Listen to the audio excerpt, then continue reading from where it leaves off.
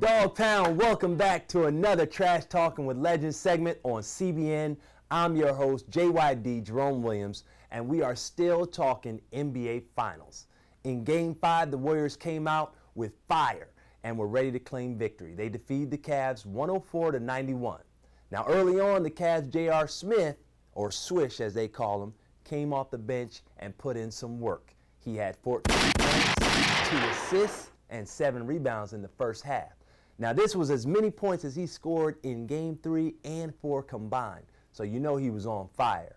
But also, Tristan Thompson got hot as he had 19 points and 10 rebounds, while hitting 8 of 10 from the free throw lines. Now, they said he couldn't shoot free throws.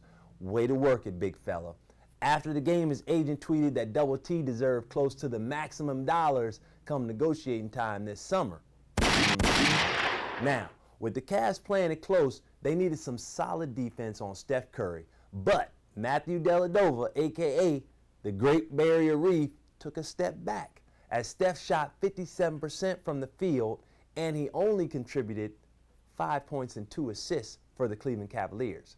With the Warriors winning 2 straight games, it's now evident that GBR might have been more of a one-game wonder with his tenacious play, as Curry has seemed to be too much for him to handle. Let's go, Delladova. You got to pick it back up if you want the Cleveland Cavaliers to continue in this series. Now, before I go to LeBron, a Twitter question I received from Teacup12 out of Washington, D.C.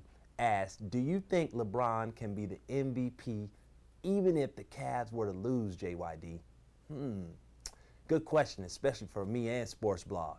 I believe he can, but first of all, LeBron King James had his 14th career postseason triple-double with 40 points, 14 assists, and 11 rebounds. Now, he also passed MJ his airness for the most postseason minutes played. He's now 10th all time. Another MVP stat has him contributing 70 points of the 91 points in Game 5. But Twitter's exploding with everyone talking about what LeBron said last night following the loss. When asked if he's worried with the series, he said, "I'm confident because I'm the greatest player in the world."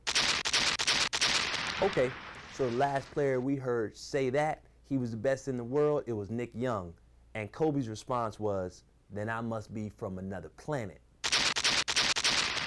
I won't say anything else about that. The only player to win the Finals MVP without winning a championship was the logo man himself, Mr. Jerry West, in 1969 after losing to the Boston Celtics in Game 7. So it can be done, and there is hope for all you King James fans out there. He can do it. But I'll let you marinate on that as we look at how the Warriors won Game 5. Now, after our Game 3 post-analysis, Steve Kerr plea, Andre Iguodala had his second straight start, igniting the Warriors with his defense on LeBron. Playmaking skills as well. He had 14 points, 7 assists, and 8 rebounds. He was getting it done. And Draymond Green was in the first quarter beast mode as he had 16 points, 6 assists, and 9 rebounds. He was hungry. On the court, he got a little foul trouble, but his work set a serious gritty attitude tone. Now, saving some seasoning, Chef Curry, oh my gosh, the MVP was cooking kangaroo stew. He had 37 points, 7 assists, and 7 rebounds and 4 assists, excuse me. Also, he had a mean mug during the fourth quarter that will give Delladova nightmares if they don't find a way to come back in Game 6. This series is now 3-2 Warriors. Separation is upon us as we head back to Cleveland, where all hope rests with the King.